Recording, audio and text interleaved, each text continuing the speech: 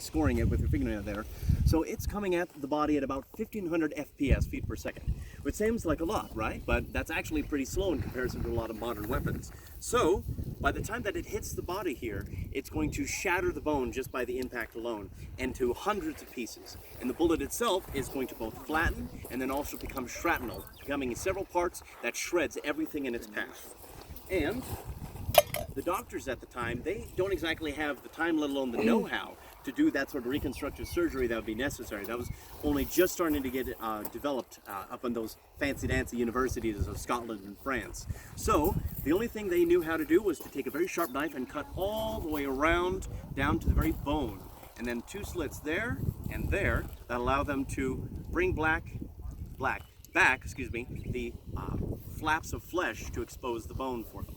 From there, they would take a bone saw and cut all the way through the bone, chuck away the offending piece, they no longer need it anymore, and then take a bone file and file down the bone so that it was somewhat of a smooth nub that they could take the flaps of flesh back down over and then take some wire sutures, or later on they started using silk to be a bit more sanitary.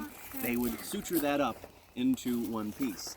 Now, unfortunately at the time, no, they didn't understand germ theory and things like that, so it could very likely get infected as well and gangrenous. And the only thing they knew how to do if that happened was to instead cut it off right here at the shoulder. And about 50% of the people survived a second surgery like that. If that got infected, then the whole shoulder blade was then to come off, and about 25% of the people survived a third surgery. If that got infected, then there's not much left to cut. This guy's kind of done for. All right, everybody, yet again, give him a nice round of applause. Yes, thank you so much.